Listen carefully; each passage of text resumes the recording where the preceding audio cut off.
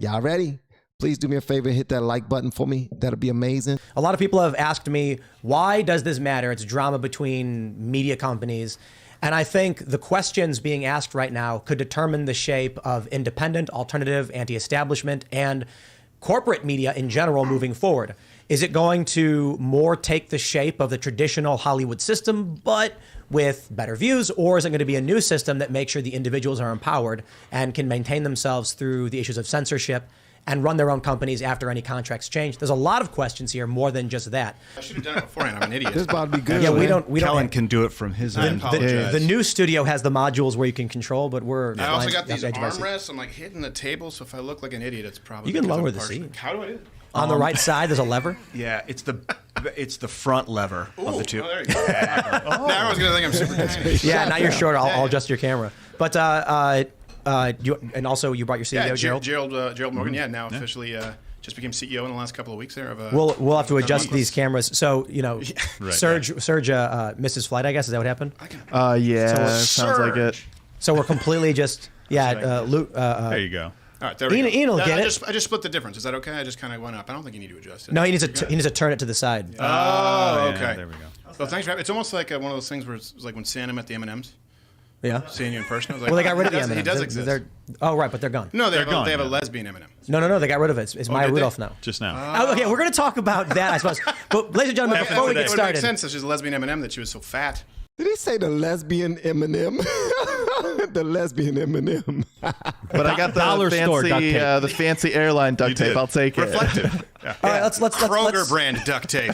Before they even get started, I want to say this. I love how they're getting along, how the camaraderie is all coming together nice, and it seems organic and authentic. You know what I mean? It don't seem like they're trying to force anything. They're just trying to all get comfortable. They're talking about regular stuff that's going on. Everyone's going back and forth, back and forth, back and forth. They don't mind interjecting when someone else is speaking because they know that whatever they have to add to it is going to be equally entertaining. It's dope so far.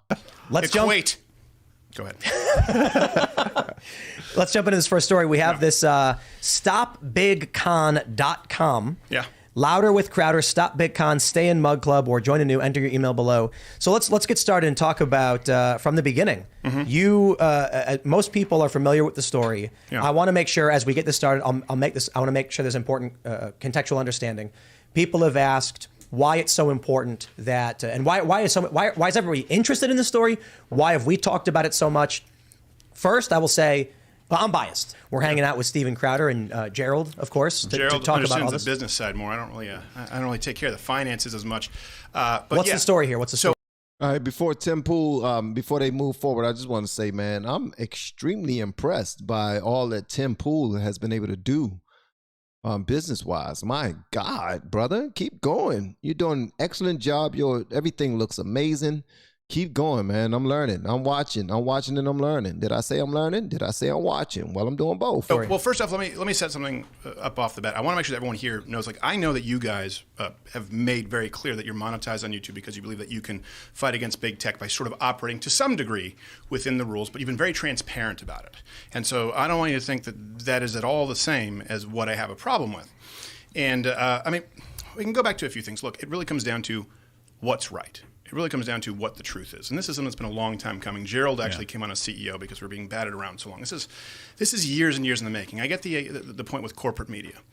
The issue that I have with many in the conservative side of this sphere is the fundamental misleading and dishonesty. That's what I have a problem with.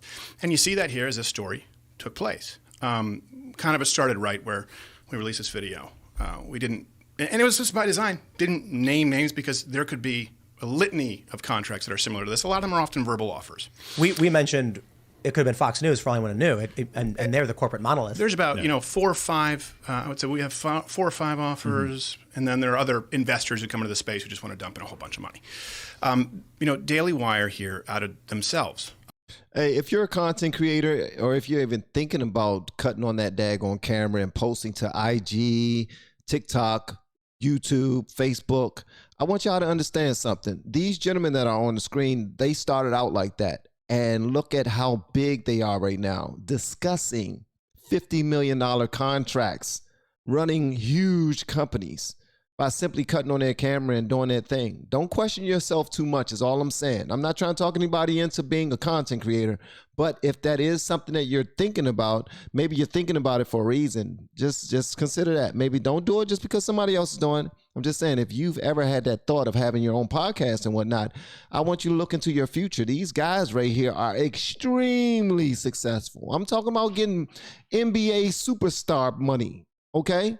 Living great lives. And it's not even about the money. They are making opportunities for other people. They are giving jobs to thousands of people. It's amazing, man. I understand that people are saying, well, people knew who it was. Well, that's because some of the people who were under those contracts said, yeah, I recognize those contracts. And Candace said on this show, I recognize the terms from my contract. Here's the thing. I said, this is wrong. Penalizing conservatives, and I believe this to my absolute core, penalizing conservatives on behalf of big tech while taking money from people who are paying you, investing in you to fight big tech. That is what they're investing in. That is what Mug Club is investing in. That's what subscribers are investing in. While simultaneously penalizing conservatives is fundamentally wrong. I had that conversation, said, look, just please give me your word. You're not going to be doing this with other people who, as you well know, when you start in this industry, don't know better. Immediately after that, right, the conversation was, Crowder is making a big deal as a dick about money, right? Basketball money. $50 million a year was the implication, which... There you go, the basketball money. He did say that. He actually said, man, basketball stars make that much. Crowder is making a big deal as a dick about money, right? Basketball money. $50 million a year was the implication, which you know is not true. People aren't saying that now. That's not what people have a problem with. What people have a problem with, I understand, is the idea of a phone call. And now the narrative has shifted to betrayal of a friend. That's what people want to say. I say last straw. I say this is something that I've watched, experienced for years, tried to give every possible out to do the right thing, and have tried to do the right thing in the way that we run our own business. Saw the gaslighting, the bully tactics that take place behind the scenes of other creators, and knew it wouldn't be myself. So now the narrative shifts to how could you record a phone call, betray a friend? Well, hold on a second. It was just about money. It was just, this is just business. And now it's, hey, we're really good friends. Friendship. Well, which is it? Yes, I never caught that. Thank you for, I never caught that. Which is it? Are we talking business or are we talking friendship? Because it's different. We ain't got to talk. We can do that later. We can go to a bar and still be friends. We can go and shoot some pool. We can go and shoot the ball. I mean, shoot some basketball or something. But we can go fishing. But we're talking business. And when we're discussing business, I do things the way I do business and you do things the way you do it. Obviously, that's why we're having this huge conversation, this back and forth, because of the way you do business. It's clearly not the way I do business. Wow, I never considered that tie-in. I mean, you kind of have to pick a lane, right? Are we good friends, or are you sending out a boilerplate contract that you demand of everybody, according to what they say, that have 110% penalties on behalf of big tech? And the issue with that is that it's dishonest. It's a tactic of the left. It's a tactic, the same kind of tactic that you see from the left, the gaslighting, where if you, let me ask you this. If someone came out... Real quick. Yeah. I just want to clarify, you said 110% penalty? Yeah, you can see the contract right there. If you add them all up. So because there's boycott penalty. Yeah. That's a fair point. He said you'll owe them money. That's the reason why he brought that up. I like that. I like that question. Yeah. And this is the issue. I made it clear it wasn't about me. It's about other people. It's about this being the fundamental practice. And by the way, it's not just Daily Wire, to be clear.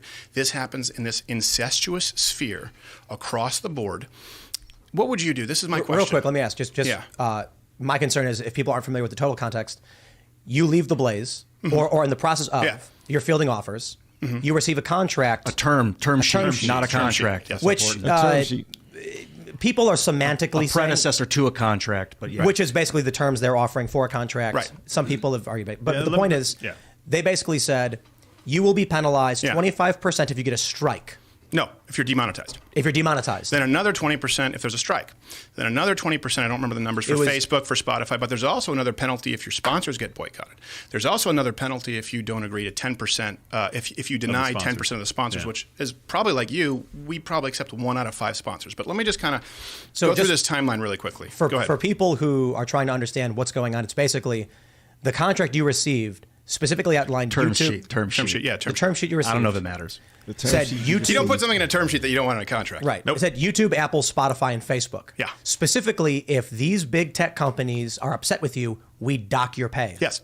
That's an important Well, distinction. hold on. And not even dock his pay. I want to be very clear here. This is a production house. This is our budget that gets docked. Steven is not just taking... This is not basketball where you pay Kyrie Irving to go out and shoot hoops, right? Sure. You're paying an entire team of people to produce. Before we get to that, before we get to like the finances, Yeah. and Let's stuff, go through the time. I want to, let me ask you this. If someone publicly was going, and by the way, I'm not going to be doing the personal stuff. I'm not going to be coming in here calling anybody a bitch, right? Sending out hatchet people. There's a shot at Candace. See that? He said, I'm not going to get disrespectful. I'm not going to call anybody a B word. Unlike other people who I didn't even name. I understand why Candace was mad. Honestly, I understand why she was mad. I'd probably be mad too. So I don't think it gives you an excuse to go and talk the way like every girl does who gets their husband into a fight at a bar, but I understand why she was upset. If you had the ability, if someone's going out saying, hey, you're a difficult person who only cares about the money and that you're a bitch, and you had the opportunity to clear your name because it was verifiably untrue, which now no one is arguing, would you do it? How else would people switch from, it was about a $50 million salary to, oh, recording a phone call? Do we allow it when James O'Keefe does it? Is it only when corruption is on the side of the left? And here's the issue is, I'll tell you who this hurts, the dishonesty. I'm not just saying Daily Wire, this is about the entire movement as a whole. There are a lot of practices that go on, and it hurts the sponsors, hurts the creators, hurts the viewers, hurts the investors. And by investors with us, it's entirely Mug Club. It's people who pay to subscribe. We don't make a dime off of YouTube. We haven't for many years. And it hurts if you believe what we say we believe, the movement in the country as a whole. So that right there, right, is fundamentally dishonest. And the gaslighting still keeps taking place. Candace Owens on this show said, hey, we all follow the same guidelines, right? We all follow, Crowder does too. That's verifiably false. Now, so you can publicly audit this. We've had 4 strikes, right, since May, I think, 2021 to October 2022. One was the Mekhi Bryant. One was a sketch with Alex Jones. That one's guilty. One was... He said that one's guilty. See, that's honesty right there. I appreciate honesty. He's charged. One was him quoting the CDC. And by the way, none of this will get you in trouble because you can say this now. Him quoting the CDC. I did, yeah. Bringing up the CDC numbers on flu deaths for children versus COVID. I like that how they got the whole crew on there. They don't just have Steven. They got his crew on there. The people he do his show with. I love that. That's what I'm talking about. Let's all of us come into your team is together, my team, or half of my team, because I don't see one of the guys that's usually there. But he brought some of his team with him. I like that. We were saying this is interesting science, right? That COVID kills more senior citizens, but for some reason it's significantly less lethal to young people, to infants. That science is accepted now, so you won't get a strike. But that was one of the strikes. The other was when we had Carrie Lake on in a gubernatorial election. 4. How many have taken place from Daily Wire? You guys, 0. Now, here's the thing. I'm not saying it's a badge of honor. I'm not saying that it's a badge of honor to be suspended. If they came out and said, look, we demand, as Jeremy said in his 55-minute video, we demand that all of our creators follow these rules that YouTube and Facebook set through punitive practices in mandating of our creators to do so. And Crowder's a little bit more of a rebel. You know what? He's been banned for 4 times. And that's not the same kind of, that's not a problem. The problem is saying that we all follow the same rules because so that's all publicly verifiable. Now, I could tell you guys that behind the scenes, I've had many conversations with senior YouTube executives who say, we might be able to get you remonetized if you kind of play ball like these guys, Daily Wire, and insert other people here. I could tell you that, but would you believe me? I would have to provide receipts. Wow. No receipts, no more receipts. Apparently that's scaring everybody. Please don't provide any more receipts because if you pull out a daggone another tape recorder and play that bad boy and we hear YouTube executives saying all these type of things, whoa. No receipts necessary. Well, some people might want to see receipts. You know what? If you got receipts, I want to see the receipts. I won't show them to the rest of YouTube. Just let me be the first person to show them, okay? I could tell you that takes place. That hurts the creators out there who they end up, hitting a glass ceiling that is set, the sandbox that is mandated their creators. The same thing happens with sponsors. Well, let me ask you real quick. What does that mean, play ball? Obviously, you're paraphrasing, but... Yeah, paraphrasing. Titles, subjects, not talk about this subject or not talk about it in this way. Yeah. Maybe soften, don't use these words. Maybe change this a little bit. This happens a lot, right, behind the scenes, and that makes it impossible for independent content creators. The same thing happens, by the way. So that's gaslighting that you see right there. We all follow the same rules. It was about money, then it's about a phone call. With sponsors, look, But if I could ask you, did YouTube reach out to you and say, "Hey, do you want to play ball with us"? Yeah, we have conversations all the time with YouTube. Got it. Matter of fact, I can tell you that. Here's the thing: I'm not going to be providing receipts to people who don't want to be involved. Right? Yeah. There's a difference between single-party consent state and wiretapping. You don't rope people in who are victims, but if it's an entity that you believe is predatory, that's the difference. There are good people at YouTube. There are some good people there who want, but their hands are tied. And guess what? Everyone else's hands are tied. If you say, hey, we're all trying to fight this system that exists, but you're not. You're mandating that you exist within the system. Only one person is saying, hey, you know what? If you want to be monetized and you don't, that's fine. And one is saying, you have to fit into this box. Very important context to this is, obviously, after you put out the first video, I've talked with a bunch of my friends, and they said, look, Daily Wire's trying to run a business. If he gets banned off YouTube, how are they going to sell ads? How are they going to do the sponsorships? Where his views are gone. Yeah. And I've seen people tweet, all of Crowder's views come from YouTube anyway, so he'd basically be unmonetizable if he was banned.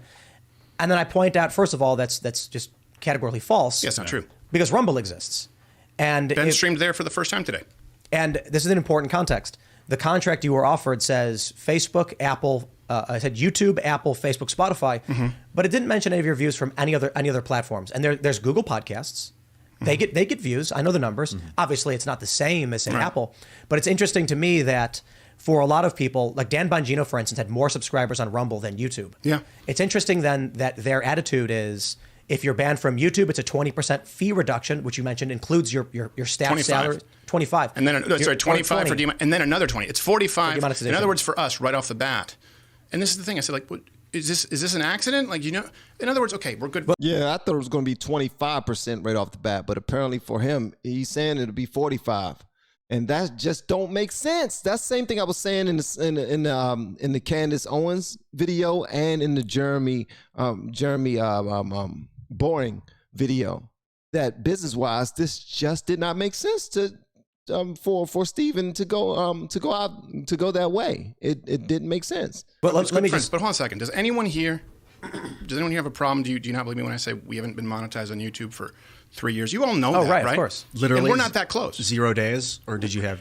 So what happened is we were demonetized. How many years ago? Then someone accidentally remonetized us for like 4 months, and then demonetized. And then demonetized again. We were like, "What happened?" And they were like, "Yeah, actually, no, sorry, you're demonetized again." I was like, "Well, skunked again." So what did we do to get monetized, basically? But of course, they can't answer, right? I want to make sure this point is made clear for everybody, because this is a very important part of the argument. When I heard it, if the point is you can't sell ads or build an audience because YouTube banned you, and that's it. But you're getting 85% or more views on Rumble. The question is, why no penalty for getting banned from Rumble? Why is Rumble not a consideration in the contract at all? And why don't they simply say comparable views instead of the platform? Right. Like, if for every 1 million views per day you lose, we dock you X%. I can answer you that question exactly. So what happened? It's fundamental to the business model. Man, these guys know a great deal about all of the business. Every single part of the business part, man. Content creators, reaction channels. If you're watching me right now, we are slacking on our pimping, brother. we slacking on it. And they all do podcasts. They all make sure that they broadcast them everywhere. They have certain things, separate things set up behind paywalls on their websites. They run their businesses beautifully. Even when they are demonetized, not receiving a penny from YouTube for 3 years, you're still able to not only survive, but thrive. Come on, man, this is amazing. This is why I love this story so much, because this is a content creator. That's the difference. It's a content creator who has a desire to help other people who want to grow in their field. That's why I like this story so much. People wonder, why are you doing so many Steven Crowder videos? It's because this story resonates with me more than most other stories that I check out. But there's a big difference. We know that there's a huge problem in our industry of pay to play. Now, you can do that. That's fine, if you want to grow your numbers. But what is that? So pay to play means that you can buy views, right? You can pay to play. You can run your video as a pre-roll ad, and people see that number. But really, a lot of them are 14-second views, 8-second views, but it still clicks that counter. The closest apples to apples comparison that you could do right now is you could go out and take, like, let's say, not this controversy because there's cross-pollination, but Ben Shapiro is a huge show. Of course he is. But go take some videos there right now that have 1 million plays. Go month after month. Take a bunch of them. Look at the likes. Look at the comments. Take videos from my channel. It's comparable plays. Take them with 800,000, 600,000 plays because we've converted them a lot to Rumble. Look at the likes, look at the comments. It's startling because it's a lot easier to buy plays than it is to buy likes and comments. That's not a problem. Wait, are you saying that the Daily Wire is buying views for their content? I'm saying that they run the videos. This happens not just Daily Wire, to be clear. Stop Big Con is designed because of this entire industry. And what happens is, yes, these views get inflated. There's nothing wrong with running ads to increase the video count. The problem is this. When that is used to then go out and set sponsorship rates.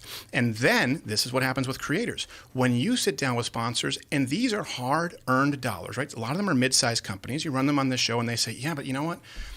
We didn't get our money's worth, and this person is the #1 show, because they go out and they say that they have these numbers, and they set what happens? They drop those rates across the board, which hurts everybody, or they pull out altogether. Now, you can publicly verify that information. Now, I could tell you guys that I've had conversations with sponsors that say, we're not going to be running in the conservative space because it's just not as effective as we thought it was, or you know what, we're going to be pulling out. And content creators just say, why am I getting these low advertising rates? Here's the issue. If you're some kid, and by kid, I mean, you know, you could be a 40-year-old with a smaller podcast.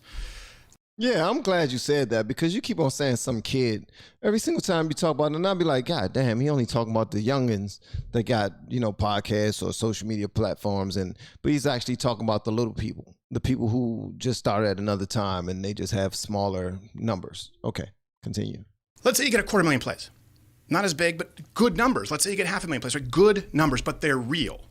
And you are a conservative and you're trying to grow this. And then all of a sudden, your content, YouTube is saying, can't say that, can't do that because of the box that's being created by all of these companies. And thank you. Talk, man, talk. You see, he's telling our story. Talk. Big conservatism.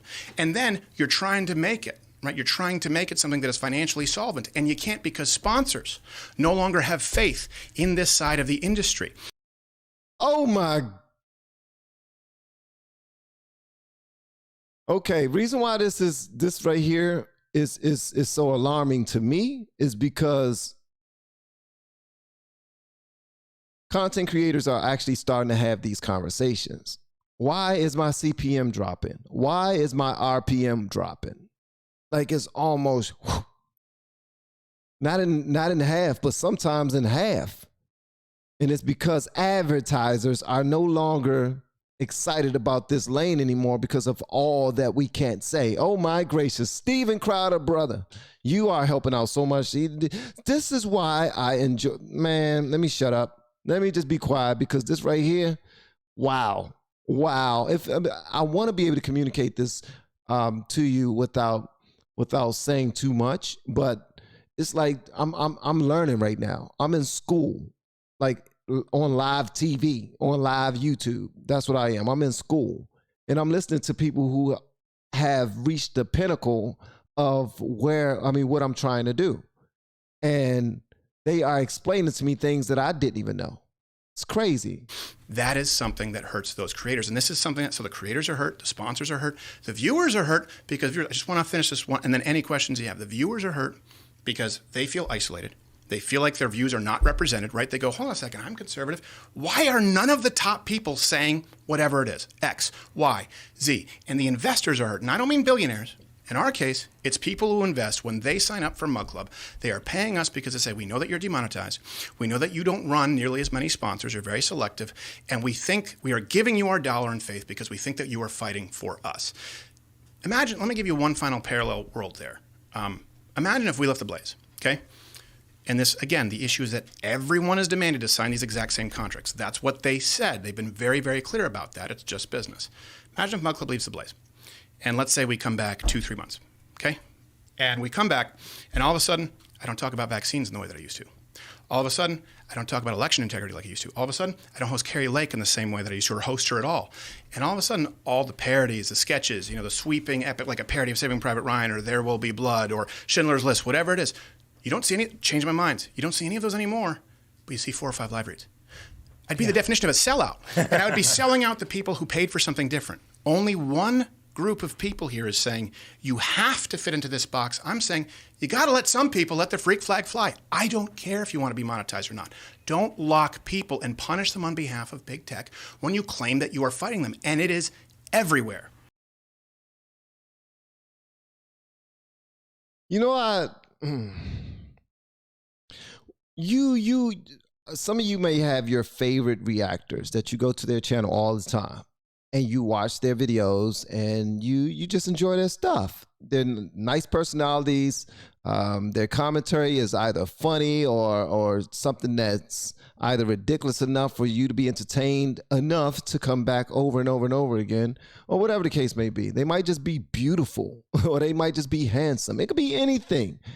But the fact of the matter is, you will see a lot of those content creators doing all types of content now if you go look at their channels. Whereas when you first linked into them, when you first started watching their channels, they was watching like a certain type of content all the time that you love to see. And you will come back over and over and over. But now when you go over there, you see them checking out comedy. They're doing music. They're doing skits. They're doing podcasts, having conversations with people, or they're still doing little bits of politics here and there, not as much as they did before. That should say something to you. That should let you know that what Steven Crowder is saying is absolutely the truth. 1,000%, bro. I need to change my daggone vote. I think on the poll I voted the third vote, abstain. I voted abstain. I'm voting for Crowder, man. Dang that, because this right here, he's really giving out some information that these other people are afraid to give out, man. They are afraid. It's not, honestly, he say he's letting his freak flag fly. Okay, whatever you may want to call it, whatever. But the truth is truth. Somebody with balls got balls, period. Or they just got insurances that they don't have to depend on the penny the same way you have to depend on the penny or the dime or the quarter or whatever. And he's good. Like, okay, we made some good investments. We straight. And plus, we're getting some great advertisement from these companies that are betting on us to continue to bring the truth forward. And plus, they see our numbers, so they're not dumb either. So they know they're going to get their return the way that they're giving us money. So this right here means a lot to me. And it's disheartening. I'll tell you a story. I think the people who have watched my content consistently know about this. It was called, some refer to it as ad rights sales, ad rights buying. Back in the early 2010s, these up-and-coming digital media outlets would sell the rights. What they would do is they would buy the rights to views. Mm-hmm. So let's say you're a company called like badbehavior.com. You know, some word that represents people. Why'd you pick one that is clearly going to direct people to hardcore pornography? That's what it sounds like, badbehavior.com.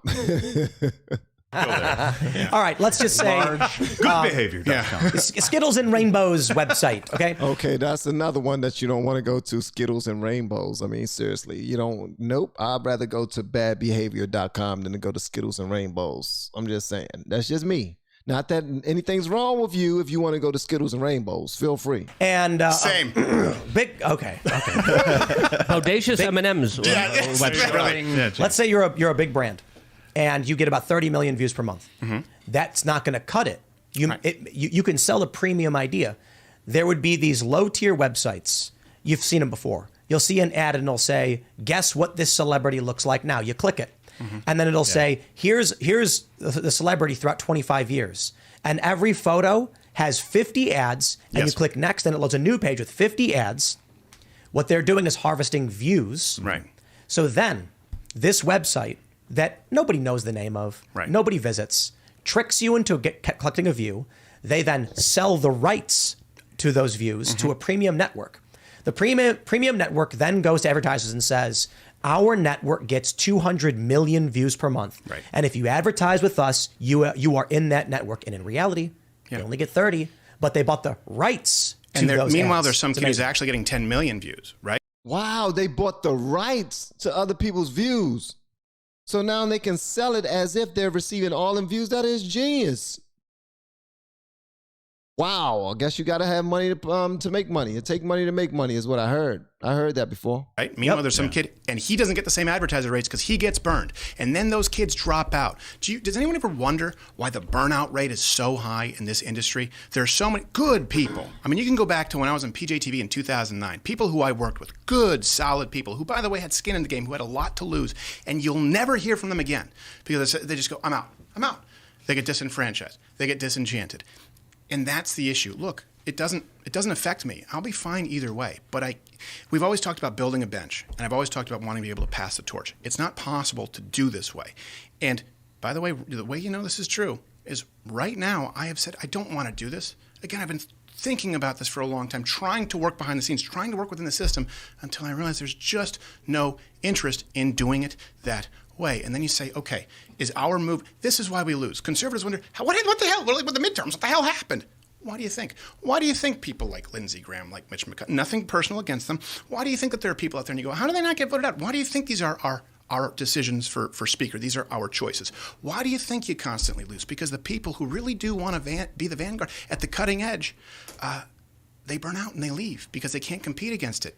And that's the issue. I got to tell you, man, I make this point all the time where I just say, for all the people who are claiming I'm a grifter or I only want money and that I don't really believe the things I'm fighting for, I'm like, it would be so much easier to sell everything, shut it all down, and just buy some properties, rent them out, and not have to worry about any of this. Take money and shut up, right? Take money and shut up. But it's not about what's easy. Yeah. It's about what matters. Yeah. And by the way, we want. Oh, and I'm glad. I respect them for that because they can just take their ball and go home if they wanted to, and they will live great for years. For the rest of their life, they will live very comfortably.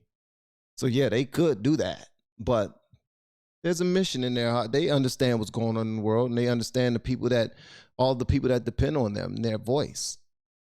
That's a blessing, man. That's a blessing. Tim Pool has a great deal of people who depend on him and his voice. Steven Crowder have a great deal of people who depend on him and his voice.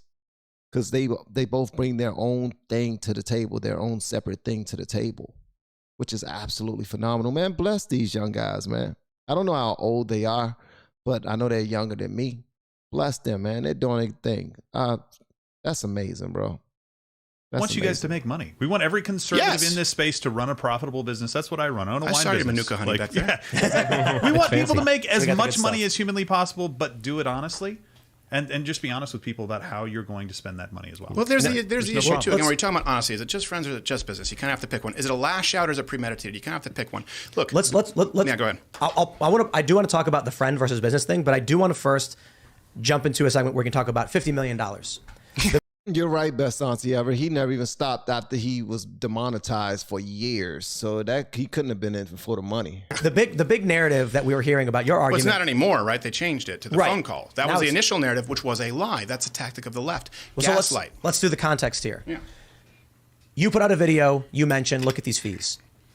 It's, I never mentioned money outside of what I Right. believe were immoral penalty fees. I never talked. Yeah. You've never heard me say, "Hey, not enough money was offered." That's not what it's about. So when Yeah. we first were watching the show and we talked about it, I said, what's the fee? We don't know. And then the Daily Wire's response, of course, was, we offered this guy $50 million. Basketball money. Basketball money. The response then from detractors and most people was, holy crap. And they're imagining Steven Crowder in a big private bank vault diving into a bunch Scrooge of gold McDuck. coins. Yeah. like When in Scrooge. reality, the $50 million included the entire budget for your whole staff, your whole production facility, every production you would have done, meaning you've got to pay, how many employees do you have? About 25, soon to be 30 something. Soon to be 30-something. Now, if you want to do production on a skit, we're talking maybe 30 to 50K, depending on the size of the skit. Yeah. Every time we show up to do a change my mind, it's $50,000. 50, Yeah. security, Millions in legal each camera year, work. millions of Payroll dollars in every year. equipment, payroll, millions of dollars in taxes. It's the merging of what was that? It's theft. Yes, I completely agree. But let me just say, Wheelhouse. I'm on your side on this one. Everybody can know my bias. The reason that really bothered me is because I run a company. I know how much money we make. And there are people who assume that revenue equals money in your pocket profit. And it's like, no. If they're giving him $50 million, it sounds so wonderful. They're until assuming you're dumb. They're treating the audience like they're dumb again. Well, no. A lot of people don't. But here's the thing. Understand this. People don't understand because they're assuming that you won't go and do research. Look, $50 million basketball money versus $12 million. If let's say Marvel says, I don't know, the new Thor movie is $200 million. Is that Hemsworth's salary? It's that simple of an analogy. Yeah. But the issue here, and I'll let Gerald kind of talk about that more. The issue here is like I think that these people at Daily Wire, they've said that they're very business savvy. They're running a business. So, are they very business savvy? Are they dumb and don't know that $12.5 million a year for an entire production house is what we're actually looking at? Or are they lying when they say it's basketball money and $50 million salary? I think Candace Owens at one point got up to like 140 or something on the. I don't So really. you said you wanted $30 Right. million a year or 140. And the million. only reason people know that's not true, and you've seen the transcript, you ever see me once say, hey, it's about more money? There was never an offer sent after I said, look, it's a non-starter if you don't change these terms, and please tell me that you're not doing this with other people. There was never anything after that where it was, of course, the non-starter is, I can't do 5 live reads because we do commercials. I just want to ask one specific question because a lot of people are bringing this up and they're accusing you guys of only exposing them after they turned down your counteroffer. Is that true, or can you add more information to that? Yeah, I don't know why they're saying the timeline that he kind of gave was completely inaccurate. Yeah. Yeah, because that's what a lot of people were sticking to. Like, he was so calm and so laid back, but he brought up that $50 million a great number of times. But then he also said you wanted $120 million. $120 million. He said, well, no, we just couldn't do that. And he said after that, you would not even go back and forth. You wouldn't even negotiate with them. Yeah, there was never any counter offer from us. What Steven said was basically, look, guys, these are the terms that we have a problem with. Right. And if this, I don't care what the contract says dollar-wise. If these terms are in there, that's bad, and you need to start again. This has to be pulled out. So there was no counteroffer because I'm seeing a lot of you guys say there was the agent. I think my agent. The first they sent this term sheet. The agent said, "Well, if you're talking about 100% ownership, by the way, in perpetuity, forever, meaning, and it's a 6-year contract with no option to negotiate. They have an option to extend for 2 years, 6 years, locked in at that rate. And again, how do you penalize someone for money that they don't make? They're not going to lose money on you being demonetized. Now, I get that I'm a special situation, but they said this is demanded of everybody. The big con issue is something that I've been running up against, and everyone in this industry knows for many, many years. They just were arrogant enough to out themselves and to put it in writing and to say, we know how to run this business. We figured it out. You don't know what you're talking about. And, of course, after that, another last straw was, then going and trying to take our social media director, and I only showed you that email because he's willing for me to show you. Like, we have our people poached all the time. When you have your ideas stolen and they put more money behind it, not just mine, when you build someone up and someone else comes in and says, hey, we'll offer you more money, they use them for 6 months and burn them out.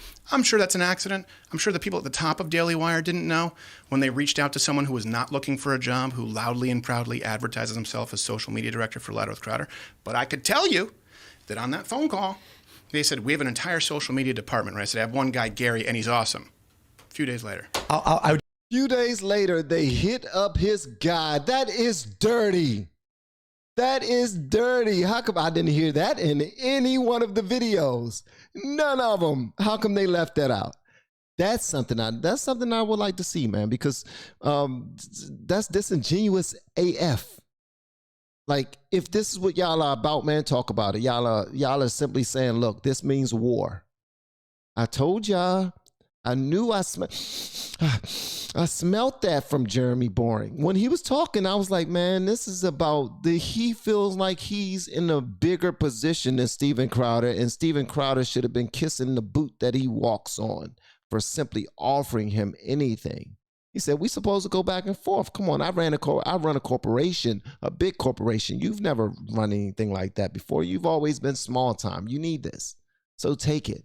Come on, we do it for many people. We've done it for this person and that person and that person and this person. Oh, you don't want to work with us? Fine, we'll take one of your guys. Nah, you're not taking one of his guys. Wow, I can't say I'm surprised. I'm not surprised. I do want to dedicate more time. Did Gary join Daily Wire? Well, No, they came in and tried to hire him. I want he's not looking for a job. to dedicate some more time to starting from the beginning of the context of that story. But I wanted to address something before Luke jumped in. How dare you, Luke? Yeah, how dare you, Luke? Go to Florida. No. Go to Florida. I'm sitting here. That was a good question. I'm not saying it. I'm I want to put a tack in this. And one of the big things we're hearing is a friend that you guys were friends, and the recording of the phone call and stuff. And I just thinking about the contract. 4-year contract with option to renew for 2, locking you in at that rate, 12.5, including the entirety of your staff. And it's just business. And I'm kind of like, I hear that. It's not something friends offer their friends. No, is it boilerplate? We send this to everybody? Or is it a friend? You know what it costs to have a lawyer mark up a term sheet? It ends up being thousands of dollars, especially when it's like, hey, look, hit select all, delete. None of this makes sense. This isn't for someone who's been demonetized. But the problem, and that's when it came down to, you heard in that phone call. I said, take me out of it, right? This is not the right fit, period. I knew that. Please tell me that these are not the terms that are demanded. Penalties that you are monetized on YouTube, that you remain on Facebook, that you stay in. Please tell me these are not the terms that are demanded of everybody. And I said, those were the last words. And he said, yeah, maybe I'll take it under advisement. And then you go, okay, all right, this is where we are. There's no hope for the movement if we claim to be fighting big tech and we sell out the people who are paying us to do so and fighting on behalf of big tech. I'm sorry, it is something, it's wrong. Wow, he discovered that his boys over at Daily Wire was more, they really didn't care about the people as much as he thought they did. By simply looking at the initial write-up, I told you once we was checking out Michaela Peterson. We was looking at her. I don't think her last name is Peterson. Or is her last name Peterson anymore? Or is she married? Anyway, Michaela Peterson. We was watching her video. I was saying that, dang it, I forgot what I was about to say, and it was going to be good too. Earlier in the show, you mentioned that I think you mentioned this in the show that you were in Hollywood, you were doing the standard talent route, and then you decided to come out on YouTube as a conservative, and it basically cost you a lot. You lost your manager. You don't come off to me as a lot of Candace was on the show and she said he's doing it for money. It's so obvious. Why can't people see it? And I'm thinking about that and I'm like, do you believe that? No, I don't. Well, they're accusing you of counter offering. But I understand that. But the first thing I thought was, I'm like, Crowder's already rich. You know what I mean? Like, I understand people are looking at contracts and money. Not really like you'd think. I mean, if they want to do personal tax returns and business tax returns and the charitable givings, we can do that. This is we can do that. Again, we can do it through a third party and seal them because I get private information. We can do that. Gerald will tell you. This is again, people like why I care about the subject matter so much. Yeah. Running this business and making lots of money. I often say, for a guy like me, who growing up in Chicago and being close to the bottom of the totem pole as an American, which is great for the rest of the world. I mean, for the rest, America's awesome. Right. The poorest person is wealthy compared to everybody else. Right. But there's a certain point in terms of that's true. That's why it bugs me when people always say that they want to go and they would much rather be in another country. I mean, I get it for vacation or if you got the funds for it, but you've been living so well that even if you have far less than what you have living in another country, then you'll still live well because you're used to the United States. You're like, wow, this is wow, this is something. I can do this. So it's crazy, man. But you all see when people want to escape their country, what country do they come to? They come to the United States of America. Awesome. Right. The poorest person is wealthy compared to everybody else. Right. But there's a certain point in terms of having things that I could have ever wanted, and it's a very, very low bar. Right. I'm making it once I got hired by Disney, the Disney Fusion, they're paying me $250K. I'm staring at money I have no idea what to do with. Right. Beyond that, I'm going to change the world. I'm going to do everything I can. But this is the thing. The dialogue shifted to money, money, money, money, money, money. You heard me say this is wrong, and then it's money, money, money, just a business. And then it's this is wrong. Money, money, money, money, this is just a business. Look, it's not just a business. And by the way, when you're talking about business, find out what motivates the people you're in business with. I'm not motivated by money. That's not what motivates me. If you look back at the track record in 2009, it was because I wanted to see the system burn, meaning as far as the system that kept conservatives in line. And I mean the liberal system, but then when you realize that it's on your own side, I'm not motivated by money. And by the way, don't leave someone with nothing to lose. The easiest situation is take the money, shut up. Second easiest is go bet on yourselves. You've seen the numbers that we've given you there. And guess what? You make more money, you shut up. The option of say no and say, look, this is wrong and speak out is significantly harder than any of the other paths. The two things I want to say is, my point on the money was I view you in a similar way, that you're ideologically driven, that if you have the resources to do what you want to do and you're living comfortably and taking care of your family, beyond that, I don't see you as the kind of guy who's like, I don't have an infinity pool and 3 Ferraris in my garage. So when they say Crowder is just... What's the infinity pool? Is that the edge? It's where the edge goes off, like, and so, yeah. It looks like a horizon. I have no idea. That sounds nice. I mean, I wouldn't mind into a one. sewer. That's Right, but the question is, if you had the choice between an infinity pool and a young, a talented personality who was going to help change the shape of this country for the better, I think you're going to choose to change the shape of this country for better. That's my view of you. The only issue I have is when that's used and it hurts people because sponsors drop out because they don't get their money's worth. Again, I could tell you that, but would those receipts be a betrayal? Because this industry fundamentally needs to change. People are investing in you and in us and in what you're saying. If you can't say what it is that you're saying right now, let's say if you send a contract that said, yeah, but you know what, we have a lot of buddies in those systems. You're selling out the people who are supporting you.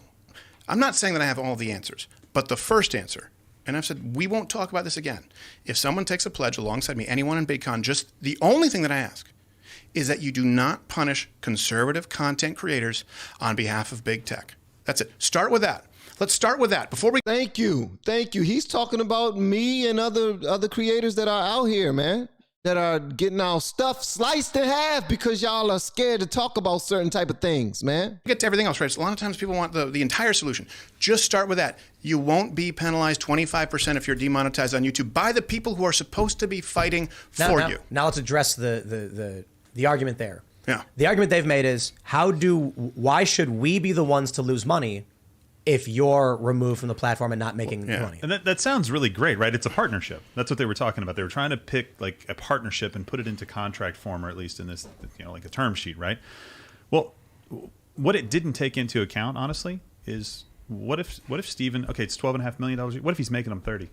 What if he's making them $30 million That's a starting point, a year? As a guarantee. Yeah. What if he's making them $30 million a year, and all of a sudden, instead of making 30, you subtract 2 from that. So it's fine to share in these things when the expenses come up, but when the upside comes up, we're not really in a partnership anymore. This wasn't about money, guys. We would be the only ones at risk. It's disingenuous. The only ones at risk. I'm already demonetized. I can hear Jeremy being like, "It was a term sheet. I would have negotiated." Okay. Well, look, I can write that I want to have sex with your wife on a term sheet. Oh, I thought you were going to redline it. Candace, according to Michaela and Candace, all you had to do was take 5 months to negotiate your contract, your term sheet, 5 months to negotiate, because then you will get everything you want. They got every single thing they want. They got to work within that machine and they can't say certain things, but they got everything they want, allegedly. But Michaela said they got everything they want and a bag of chips. Okay, George Costanza. I had sex with your wife. This is a good point. It penalized you. It's if you get banned, you lose X percent. And no matter how much you're making. 45. No matter how much you're making, No. and no matter how much you lose.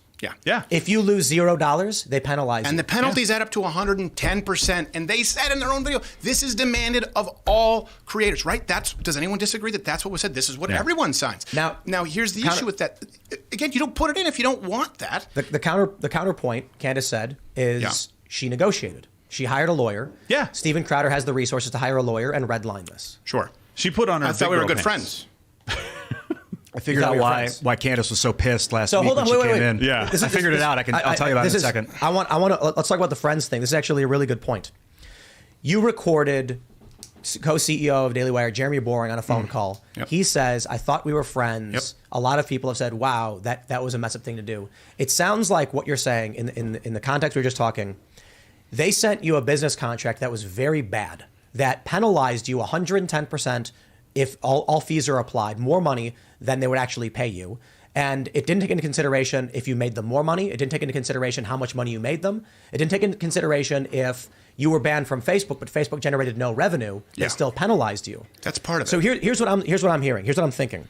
If the question is, and I do have qualms about recording the recording, but we'll get into more detail. Mm-hmm. They say you were supposed to be friends. Why would you record your friend's phone call? Mm-hmm. Well, there's an interesting point to be made. Why would your friend send you a very, very bad contract that felt exploitative? And why would a friend not listen to you when you say, take me off the table, it's not a fit? There was never, just to be clear, there was never another offer that came through after I said, these are the non-starters. The penalties for big tech, right? The owning of people's names, image, likeness, their platforms are in perpetuity long after they leave. I said, then we can talk about the money, right? He said they came in low, and I'm sure my gay Cuban hardcore right-wing agent came in high. You find that, but it's like, but there can't be any terms without this. Once I said that can't happen, then these terms, the big tech penalties. Let me see. My gay Cuban hardcore right wing was lawyer. Why you have to say gay Cuban hardcore right wing lawyer? That's when talks completely stopped. It was never changed and said, of course, all these. It's like you saw in their first video. We have to make money. They outright said that fee structure couldn't be changed.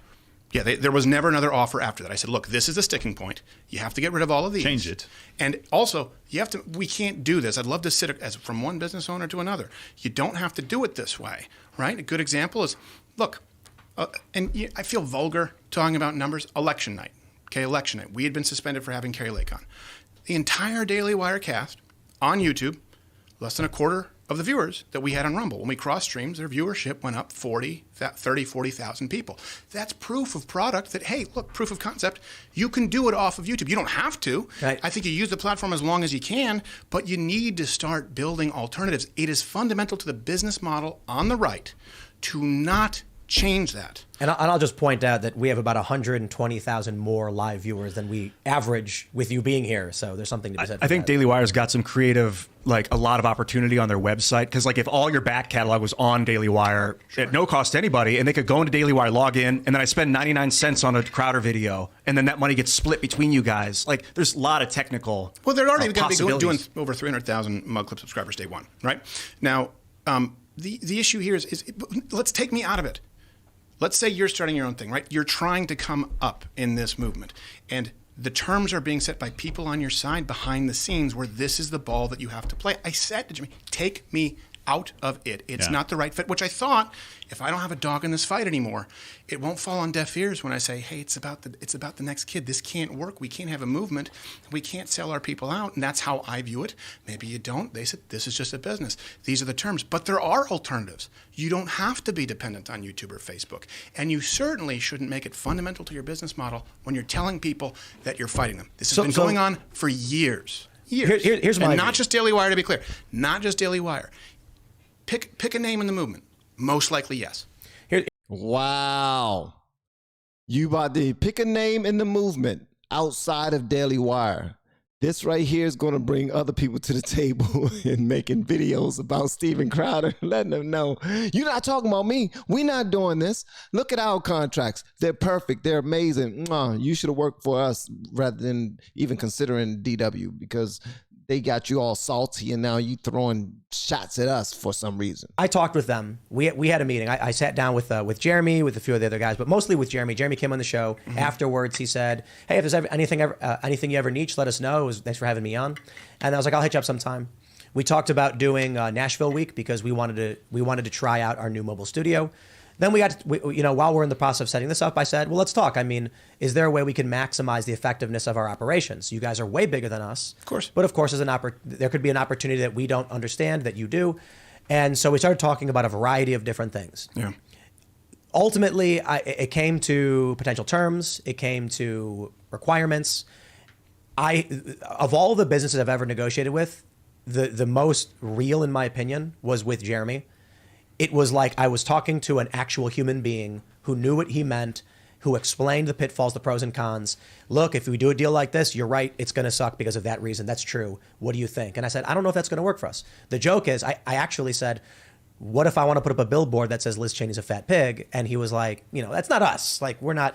And I said, couldn't find one big enough? Right. But I said, like, I'm not literally going to do that. I feel it is kind of crude saying that point. But the point I'm trying to make is that we're roguish. We want to do weird things. Yeah. The ultimate conclusion was, then there's maybe we can't work transactionally together. And I was like, yeah. And he's like, but we'll do other cool stuff. Sure. We'll talk with your guys on our shows. We'll have you on. You can come on. This will be really great for everybody.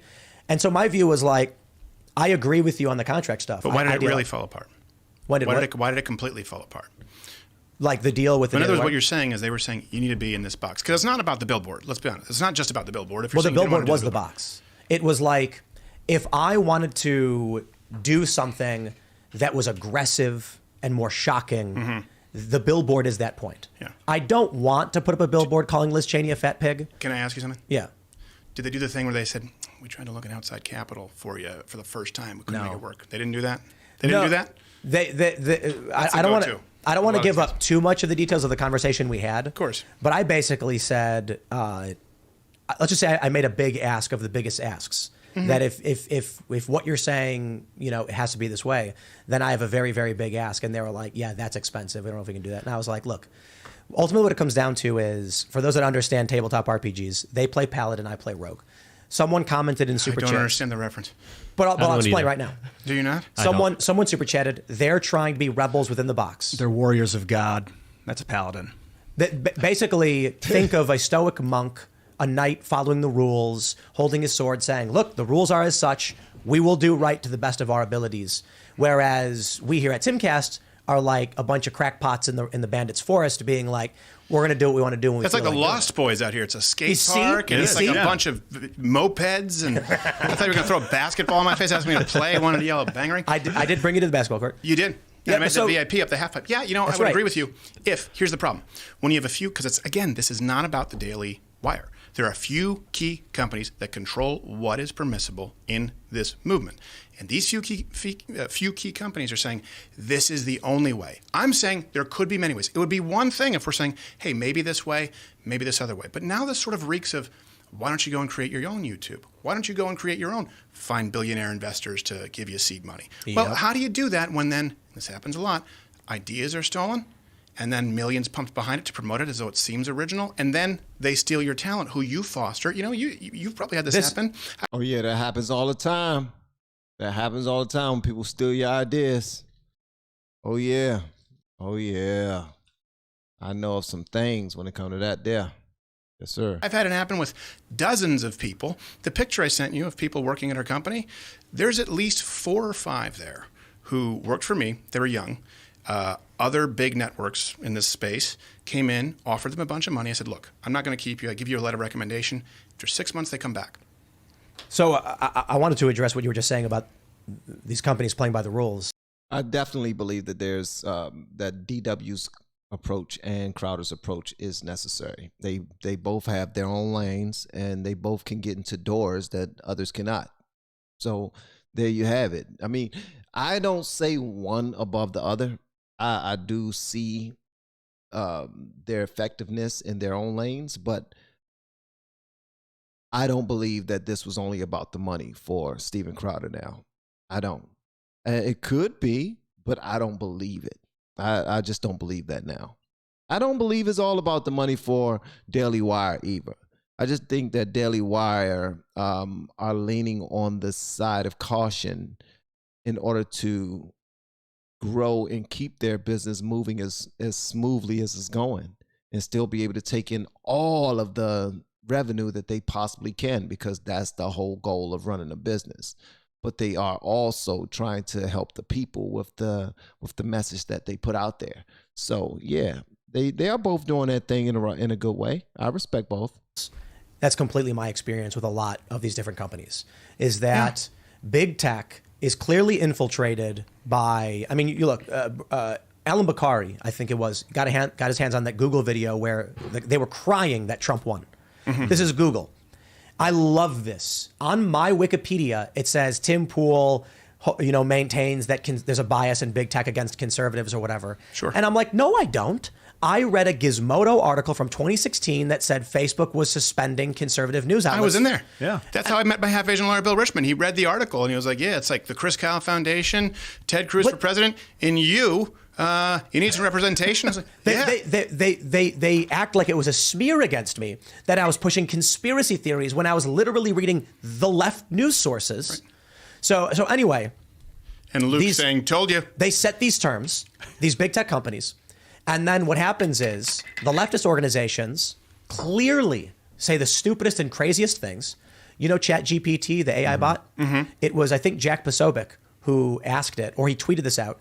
When asked, did Joy Reid and Rachel Maddow spread COVID misinformation? It says, no, they didn't. Mm-hmm. And it was like, well, they did. Literally, we know for a fact they did. Yes. And then it goes on and says, well, while they acknowledge some mistakes, no.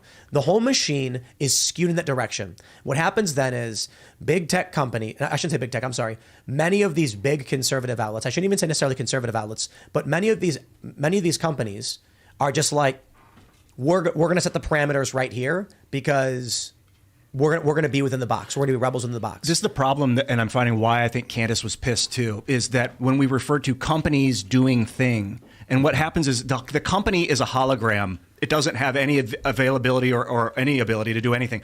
The people, so when you're negotiating, for instance, it comes out, Steven Crowder negotiating with the Daily Wire, quote. Right. And that brings all these other Daily Wire employees into it. Like, they were getting messages, Candace was, Michael knows, on their chats, and they're like, now I'm involved because it was between you and Jeremy Boring, They don't have to be Ben involved, Shapiro. There's actually 4 owners to the Daily Wire: Ferris Wilks and Caleb Robinson, owned by Bent Key Ventures. So you're only in negotiation with 4 people. If we stop saying YouTube is doing this, we're going to get a lot more accurate in the people. Who's doing it? Who's using YouTube as a filler? Yeah. I want to know. And that leaves out unnecessary collateral damage. Yeah. Well, like I was saying, it's like they send out on YouTube, you know this, they send out representatives to conservatives, and they're patsies for the higher-ups.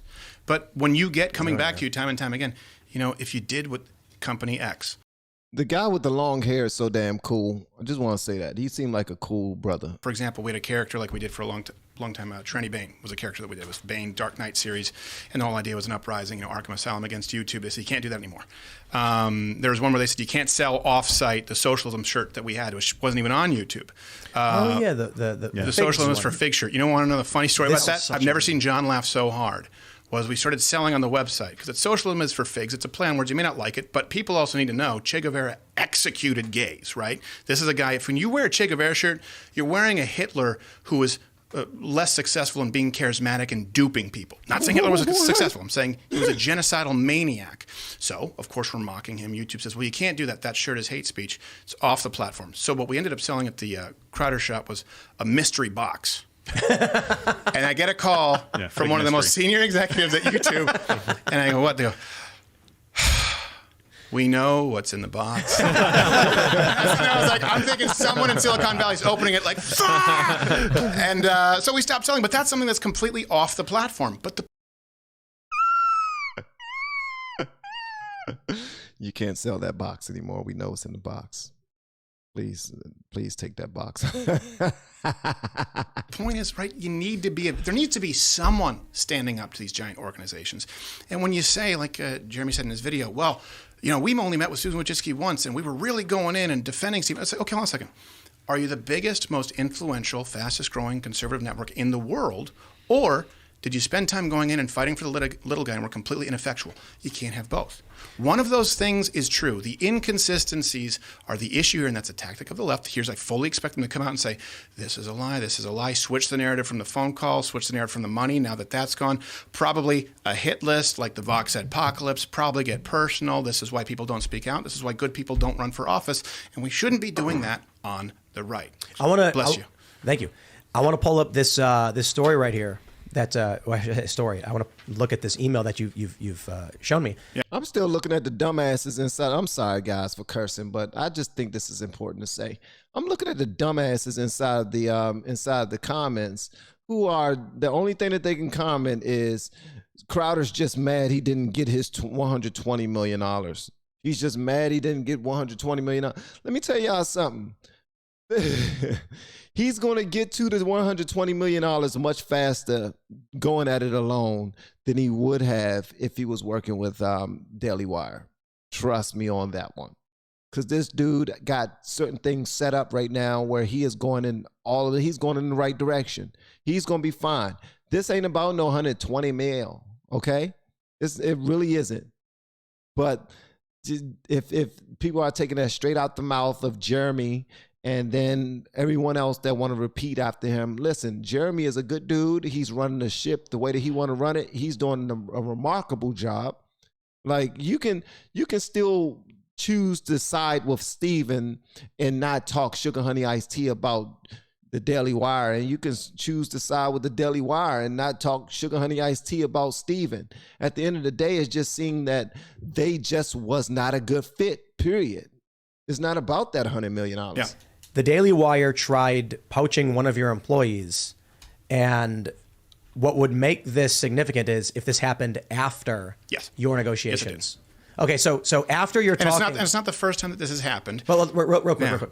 After you were talking with the Daily Wire about potentially doing a deal, they reach out to your employees And I'm looking at the email right here saying that, they came across the social media manager. Yeah. Hey, they got a great opportunity. Join the new counterculture. It says they emailed your staff and said, come work for us instead. Right.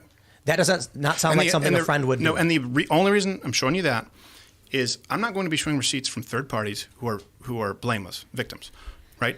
Gary said you can show that. He came right to me and said, hey, look, this came up. I said, hey, they'll probably offer you more money, and I'll write you a letter of recommendation. He said, no, I know you guys want to be monetized. And the issue that took place in the conversation, it might even be in the one that you saw where I said, like, they're like, well, we do have a social media department. I said, well, we do it here. That was the one thing that we talked about maybe splitting, I think, at some point. And I said, I have Gary, and he's awesome. So he was named. How long after you did that call about the term sheet did they send this email? I don't know the day. I know it was definitely after the talks completely fell through. So you probably have the timeline, but what happened is there was a week where the election happened, right? Rumble, because we were banned from YouTube going into the election, which I'm sure was a chance, just happenstance. And then we did that, and I thought I was really kind of securing the future, for my children. Because I'm like, okay, there are other players in this space. People kind of know I'm a free agent. Our performance on election night is going to be big because last time it was the biggest election stream ever, right? It was like 16, 17 million people across the platforms. We're only doing it on Rumble. 16, 17 million people live? What? And y'all think it's about the money for him? This dude is getting money. Come on now, relax. Relax. He is taking his time. He's good. He's trying to make sure people like myself. See, I'm going to start fighting for Steven now, man, because he's fighting for people like me, man. He really is. I see my daggone RPM go down a lot over the last few months. And that's because advertisers are pulling out of people. Pulling out of people, pause. Pulling out videos that are saying certain things and talking about certain subjects now.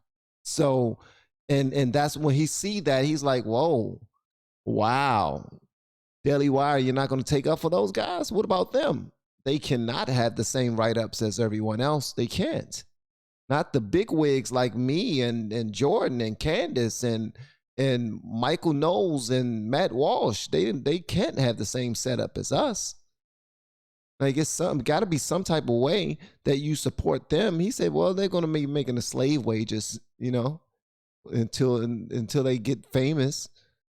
I don't know what he meant by that, but I'm sure I'm sure even with that, that Jeremy Boring meant well. He meant that for good in his way of doing things.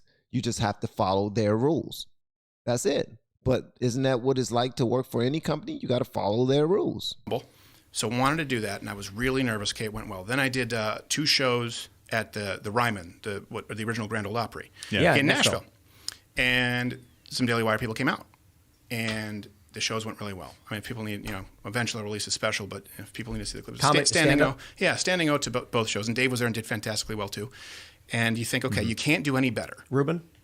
No, it was just me and Dave. Oh, Dave Landau. Dave Landau, yeah. Oh, right. No. Yeah. I guess it could have been Ruben. I guess he does comedy stuff with Peterson. Yeah, Landau. And then after you gave me that look. No, I was just very confused.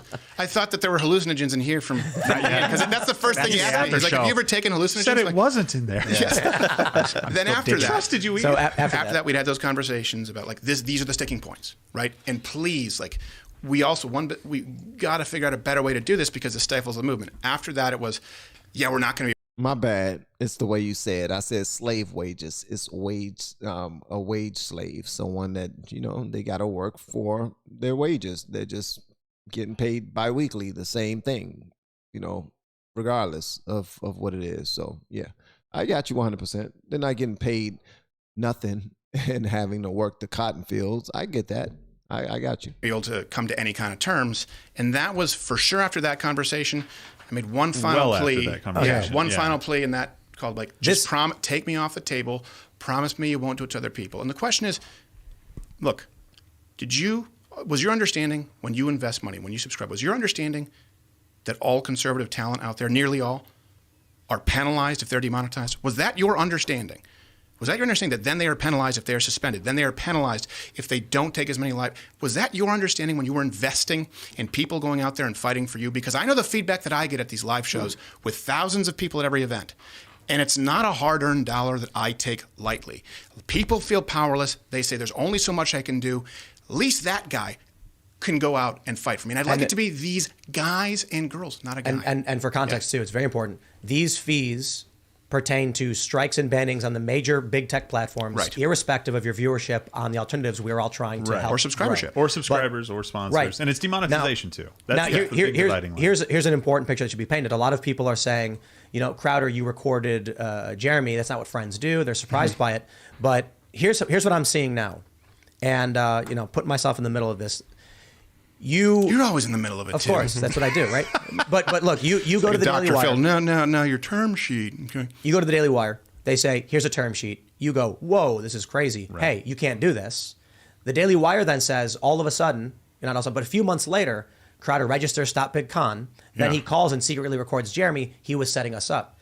This email right here paints a different picture in that you talked with the Daily Wire and said, here's our issue. Yeah. Here's what we can't do. And they said, okay. And then sometime later, they try poaching. No, they said, if that's the issue, this is our business model, and you don't know business. But then they try and poach one of your employees. One of your... And that could be an accident, but it's not the first time. No, and it was always about the terms, and it's stupid to say that this was our plan to get subscribers. I'm sorry. Like, I get a little bit pissed off with this because that means that you didn't pay any attention at all to Mug Club Forever.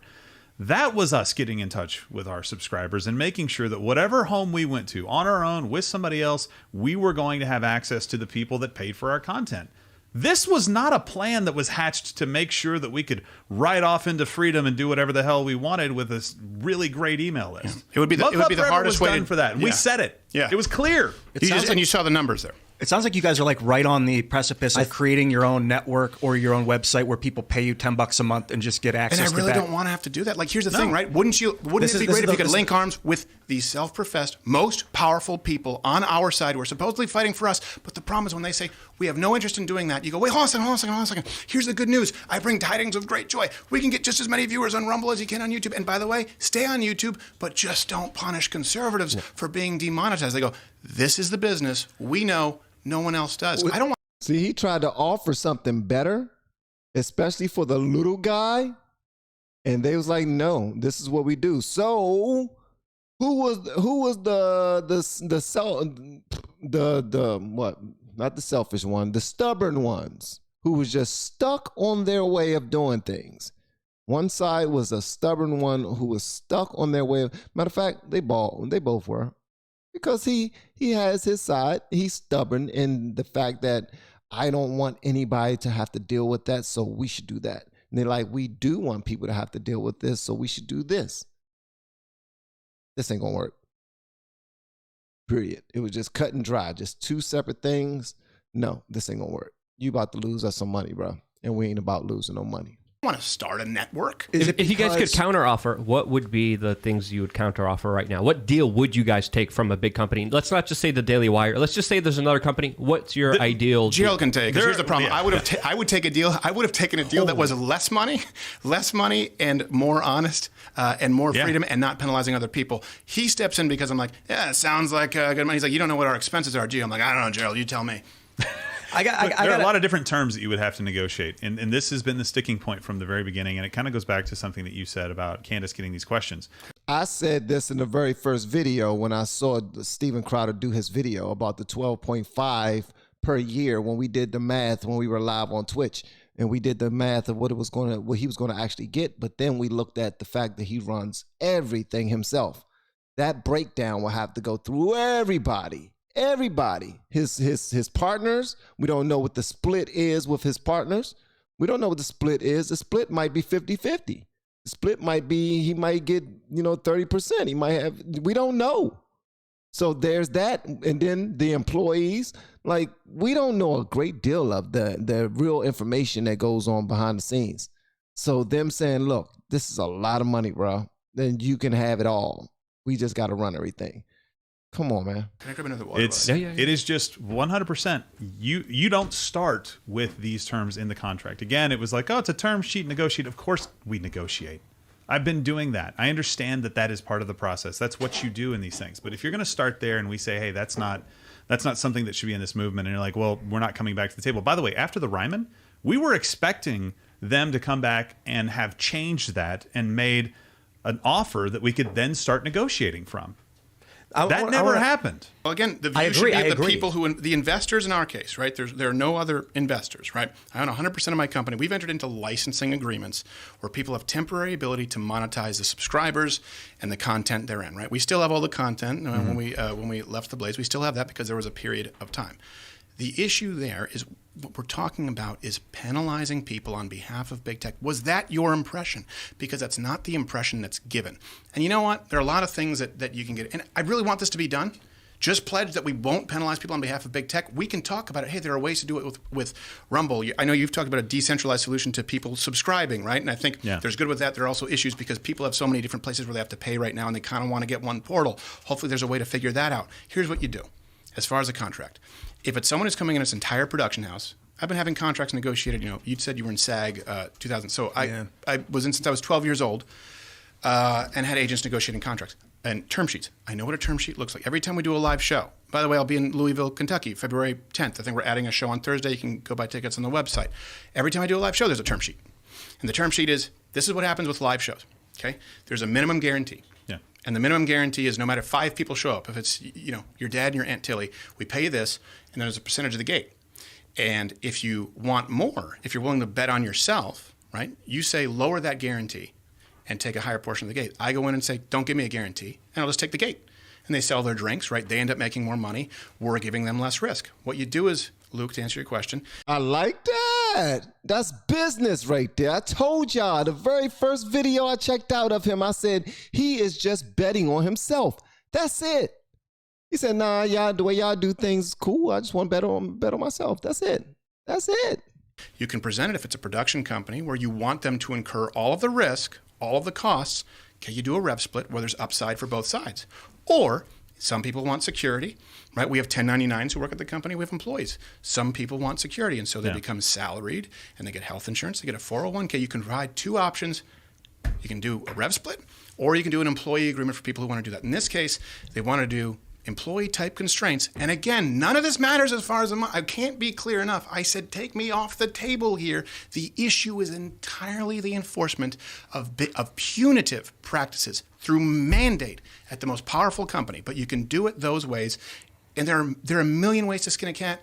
You can make that work. And that's the way that it's done. We both know in the liberal cesspool that is Hollywood, where everyone is out trying to screw somebody.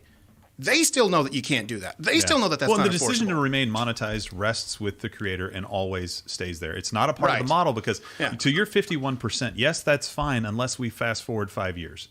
5 years from now, Daily Wire is undisputed #1, 5 million subscribers, and big tech turns the switch. Would it be better to course correct a little bit now with a little bit of pain, or would it be better to wait until it's too late? It's better to do it now because Microsoft could buy Daily Wire tomorrow. Yeah. It's very dangerous to consolidate. That's a really good point. Or BlackRock. BlackRock could buy Rumble tomorrow. Well, Rumble is not safe. It's a private company that's all centralized. Well, that's their public company. And here's the one thing that I like about, because look, Rumble tweeted out like, hey, we offer these non-restrictive contracts. I think was it France? Right, yeah, Rumble's a public company. Think of the balls it takes. Right, think it was the government of France said you have to start changing content, and they said, right, when you're a public company and you tell an entire government, fine, ban us. That's the kind of balls that people are like, and these people. And by the way, the guy who runs is a Canadian, the CEO. He's not even. I don't think he's super conservative. He just sees the writing on the wall. Why did those people get it? Why? Because he's been under the, I would say, tyranny now. When you see someone like Trudeau, just because he does blackface and he can't throw a jab doesn't mean that he's not a tyrant, right? Yeah. People have lived under that tyranny. They go, we can't let that happen here. So Rumble gets it. They tell France to go fornicate themselves with a wire brush, but the people. This daggone chair, man. I'm ready to throw this out of a window, man. This joint ain't comfortable. This extra cushion I got in the chair ain't helping. It sucks. But I'm make it work though. Sheesh. That's why y'all keep on seeing me move around. I'm like, God dang, I gotta get comfortable. It's not looking too good. E-win. I don't know what's going on, bro, but it's not looking that great. People who take money from hard-earned conservative Americans who are wondering how they can fight back, how they can have a voice, don't see it. Do they not see it? Or is it the business model, right? You can't have both. That's what I'm wondering. Did you feel like your buddy, and then what I mean your buddy, like Jeremy, you and Jeremy are friends or whatever, but that he lowballed you? He knows your value and he lowballed you, and you're like, dude, if you're going to do that to me, I'm going scorched earth. No, I'll do everything legal in my. It wasn't the lowball. It wasn't the lowball. It was the, hey, look, look. Let's just sit down and talk about how you can do this without mandating through punitive practices against not some, according to him in his video. All conservative content creators. Let's find a different way because there's no future in this. There's a lot there that's permissible, right? In business, money, I get it. Yeah, lowball, sure. And you know that. Everyone knows that. But what's really hard to deal with is there was a period, like I talked about with Gerald Note, where I was super depressed, felt kind of hopeless because this has been a long time in the making, and you knock on one door and you have people you think are on your side. You know, it's, no, wait, this is how it works. And then because you don't see behind, the curtain, you hear that we're fighting back against big tech, and you see this offer, and you go, oh, there's no future here. And the response to this is not right has always been money, money, money, money. I can't stress it enough. So it's not about the money. So what is the future in your mind then? What needs to be done? What first needs to be done is people to mean what they say. And if you are taking money from conservatives out there, under the guise that you are fighting big tech, start fucking fighting big tech. Start with that, okay? I don't know about and I know that when I say this, by the way, there are going to be 4 or 5 hatchet men coming from the Daily. I understand that, by the way. Have you seen anyone else in these videos? This is the first time Gerald's been here because I'm like, look, you handle the finances more than I do. It's me. It's 2-on-1, it's 3-on-1, it's 4-on-1. And gee golly, we thought we were friends. And you know what? I'm not going to call anyone a bitch. I mean what I said. Andrew Klavan's one of my all-time favorite people. I think Jordan Peterson is unbelievable. I'd go to the wall for that guy. I think Ben Shapiro is brilliant. Never met Candace Owens.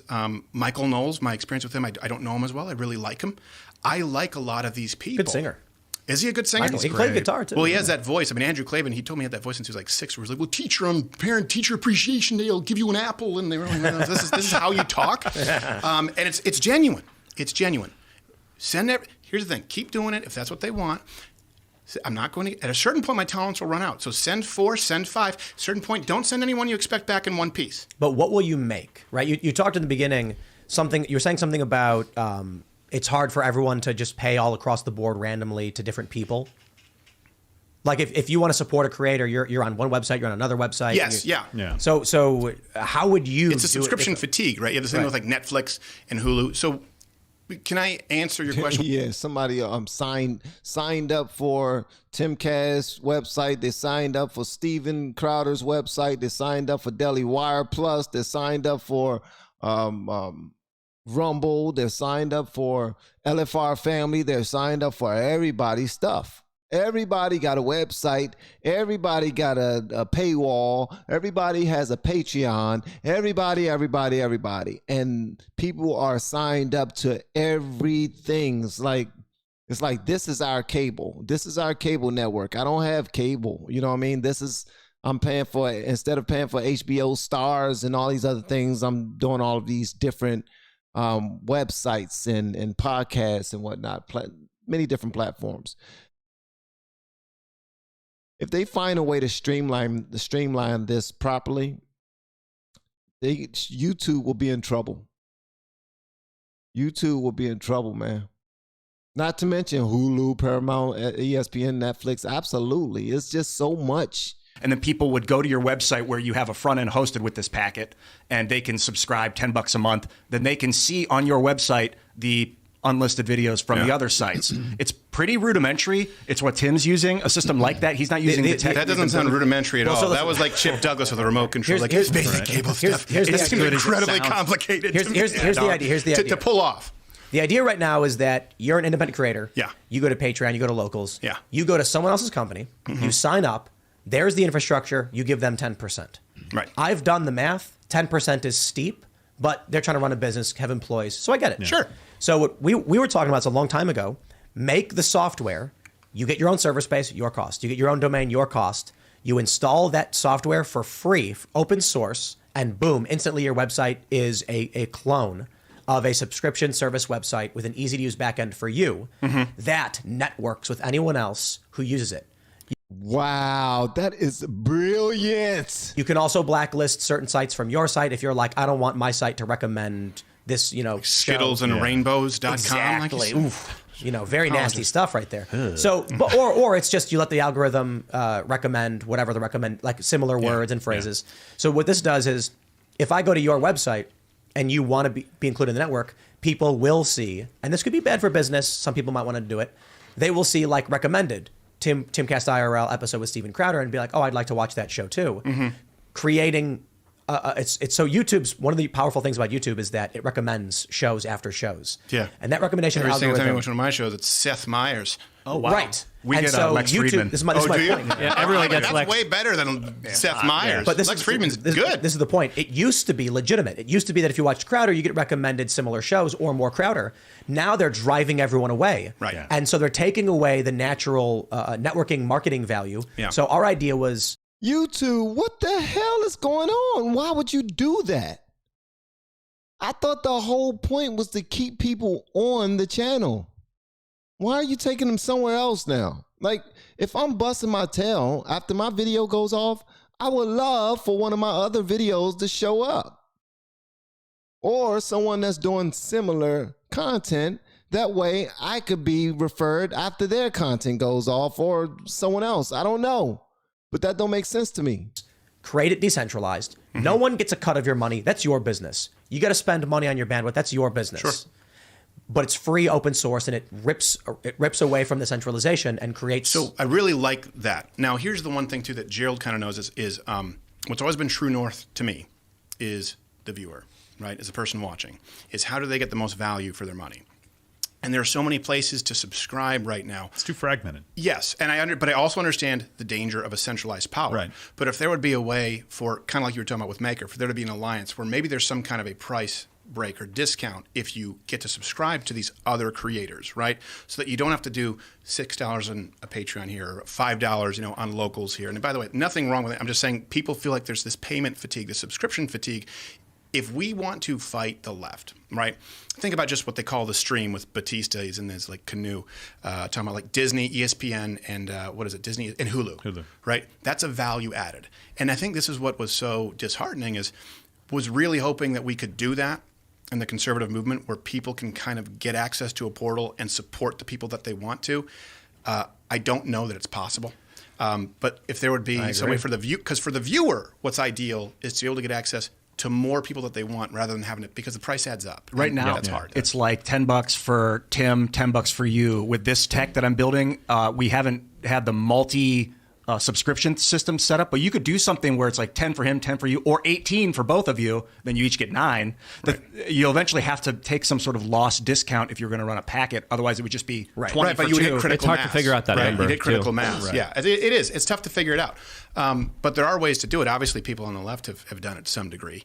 The worst thing that I will say, the thing that really is YouTube. Is it YouTube Red or YouTube Premium? What do they call Premium. it now? Yeah, I tell you, Red, I tell you what though. You know what sucks about it? That's actually a really good deal. You get YouTube Music, which replaces Spotify. You get YouTube TV, which replaces cable and Sling, and you get HBO Max. You're like, but they're dude. subsidized. Yes, No. they are subsidized. But guess what? So are these companies on the right. All right. But they're subsidizing it in a way that is tell not foundationally sound. If you're a customer here, as a member or whatever, you're supporting us, it is literally me in charge of everything. But a lot of these other companies, you don't know who's behind the scenes putting money in and saying, hey guys, I want to see this. I understand how businesses work. I understand how investment works. But you won't know. And if you knew, This is the same sugar honey iced tea that's happening in the government. We don't know who's feeding these politicians to do this, that, and the third. I want this done. I want this law passed. I want this and this and this and this and this. And if I don't get it, I'm not supporting you. And then next thing you know, you see all these organizations start running the show and getting whatever they want. And you're like, what in the world is happening to our country? It's because people are selling out. That's the same thing that's happening with platforms like YouTube. YouTube is starting to sell out. I don't know if they're starting to or if they've been doing it, but they're starting to sell out. I don't like it, man. Of course I don't like it because I'm getting the short end of the stick. If I was getting the top end, I don't know how I feel about it. I honestly don't.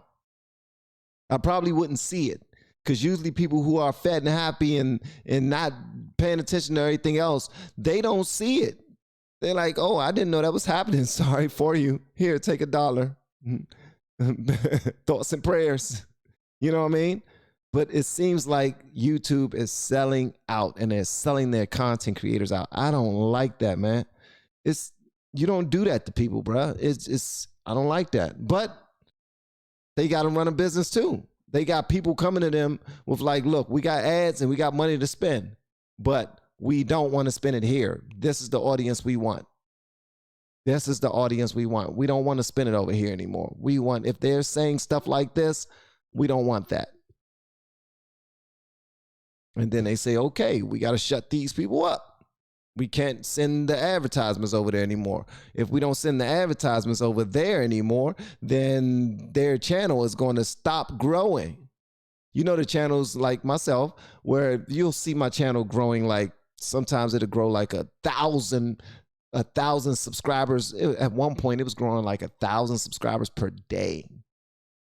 As a matter of fact, I went 1 month where it was growing like 2,000 subscribers per day.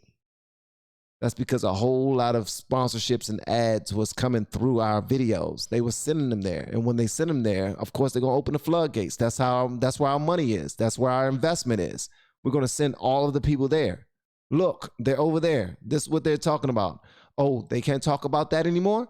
You can't talk about Trump? Okay, no more Trump anymore. No more Kerry Lake anymore. What? No more vaccine? No more? Okay, no more of this? Wow, no more LGBTQ stuff. You can't talk about that either. Wow, okay. I guess all that he was talking about over there, we can't send ads over there anymore. So that channel would no longer grow. That channel would die. If you go to anchor.com or podcast, Apple Podcasts or Spotify, and you put in LFR Family, you're going to see a bunch of my older podcasts pull up. Make sure you add that to your podcast so you can just listen to it while you're driving and stuff. You're going to hear me raw, uncut. 6 months, year, that will shock people, startle people. I could tell you that, but would I have to provide receipts, and would that be a betrayal? That's the issue, right? I've given you a lot of information that you can publicly audit, and I think that's important. I'm not going to pull people in. Like I said, Gary said you can use it. I can't show you the 3, 4, 5 other instances just in the last 2 years where that's happened. It is absolutely terrifying. But what was the crazy idea you were saying? I thought you just came up with a business plan or something. It seems No. Oh, It's just, I was saying it's crazy to me. That's not so crazy. It's totally reasonable. I guess that's why I'm throwing No. Hey, thank you, Average Whiskey. I see what you said about high res. I appreciate that, bro.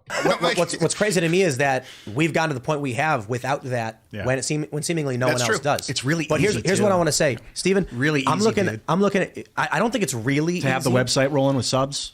There's some back. right. There you need like two people. Oh yeah, Hey, and one this thing I should- business one- is hard, One man. thing I should say, we've had a lot of offers too from people who like run these sort of credit card processing, these platforms, right? Yeah. Offering to give us better rates as well. So there are a lot of people who've come forward.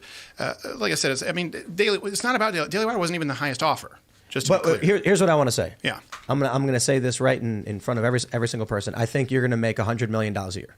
Yeah, I think you're absolutely insane. I think I'm He said, I think you're absolutely insane. right. But I would never demand that. Just to be clear, do you See what bar you're setting for me?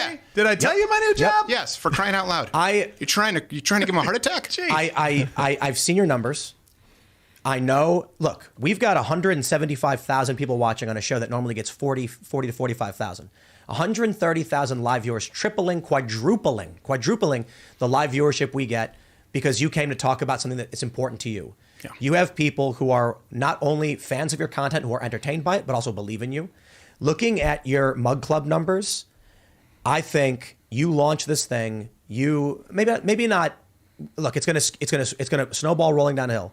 I think you launch this thing and you're making $3 to $5 million per month right off the get go. And by the way, you mean the whole production company? Whole production company, Right, not you personally. Which your staff, your I'm at a employees, fork in and the your road. budgets. I'm at a fork in the road, which is You're going to need a lot can- of money for bandwidth. You're going to get a lot of people to sign up. I could walk away, and I understand this isn't lost on me. The only way people will 100% believe what I say, and that there's no ulterior motive, which is what I tried to do in the negotiations, like take me off the table. This is why this is a sticking point. Is if I walk away from this forever. Is if I never monetize again, and I just go back off into the sunset. Just do stand up, maybe do a once a week show, something like that, so I can continue selling out the venues, and I could do that. And Gerald knows that I strongly considered that at one point. And I think he was the one, if I'm not mistaken, who said, like, yeah, but then if you do that, then this will just all blow over in 2 months, and it'll be the same problem. Look, either I'm going to leave at this point, or we can't just complain and bitch. Yeah. We have to do it better. And That's that's right. kind of where we are. And by the way, we still haven't decided what it is that we're going. It's a tough decision to make. Yeah. I own 100% of Mug Club, always have. We did the Mug Club Forever, so we now know how many people are out there. You know, we were really clear. We're like, do not go to Mug Club Forever unless you are currently in Mug Club. We're going to send out, we double captcha, double opt in, culled the list, so we know. We're like, don't go. And is it a newsletter? No. Are you going to get any spam? Nothing. Any updates? Only when and where and if Mug Club returns. And this is a little bit of the young Frankenstein. Ovaltine? Nothing. Let me ask you. Yeah. Do you think that when you are going to launch something independent, it's going to be Mug Club, but then you're going to add on shows. Do you think you'll be bigger than the Daily Wire? Yes, I do still cry about 1619. I think he will be bigger than the Daily Wire if he has this attitude. No bull, because he's not thinking money first. I think he will be. I don't know if he think he will be. How he answers this will say his humility or his thought processes. I'm sure he thought about it completely. I don't care. No. Real question. Based on your memberships, based on the amount of views you get, do you think you will be bigger than? I'm not saying this as It would if I decided that let me answer it this way. I've wanted to be done with this by the time I'm 40 as far as hosting the show on air. The last thing you want to do is overstay your welcome, and then move to a I wouldn't say like necessarily like a Harvey Weinstein or like a Bruckheimer, but more like a Suge Knight. How old are you now? 35. Okay. So and I want to be able to pass that torch. When's your birthday? July. July. Okay. Yeah. So I want to be able to pass that torch. July what? Right now, there is no ability to, because you now realize there's no ability for people to come up and do. But it would be really hard for you to do what you do now today. You know that, right? Yeah. And harder and harder And it'd every be day. harder. Yeah. It'd be impossible for someone to do what I do. I don't want to pull the ladder up behind me. So I want to be able to move into a production role. But really, what motivates me is being able to pass that mantle and make a difference. I guarantee you, if we were to do it, it'd be within striking distance of the big boys, which I'd be fine with. But as long as we do something that we believe in, and I promise we will never demand people's YouTube monetization. We will never punish them if they are not. And it has to be something fair. And it has to be us not shortchanging the investor, meaning the people, Mug Club. It's entirely independent, paying us to fight for what they believe in. Whatever those numbers are, I'd accept them. I'll tell you my prediction, which who knows could be worthless. Nostradamus hit me. You launch subscription service, independent Mug Club. You get 300,000 hard signups at 10 or more per month. I mean, it was $10 a month for a lot of people. It's going up because of inflation, because people need raises and things like that. But let's say you did $10 a month. You're looking. I am not a Democrat sleeper. I don't know what that is. Did I say that? Looking at like 3 million in memberships with no ad reads at all. Let's say you do programmatic reads on the podcast version, meaning you, Stephen, never read a single ad. Then you're looking at another, based on your traffic, I'd estimate another $2 to $5 million per year, not per month. So right off the bat, you're looking at $40 million per year. Then here's what happens. Steven Crowder then offers big players really good contracts. No BS, no fees, none of that. Out the gate, it's a legitimately good contract that gives your business a small cut, but gives them the lion's share for the work they produce.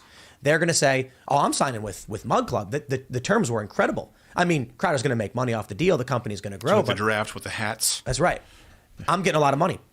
Then what's going to happen is it's going to make it very difficult for the big con, these other big conservative companies, to sign these deals. When a young creator says, I appreciate the offer, it's tempting, but Crowder's offering me twice the money with no setbacks. Yeah. I would really, really like it, genuinely, and Gerald knows this, if there's someone else in the space who handles that shit. Because I'm not a business guy. I'm not a business guy. Yeah. I'm a guy who outpunted his coverage, right? You can go back and watch with a blue bed sheet, who was doing stand-up comedy and acting, and then had my back up against the wall, right?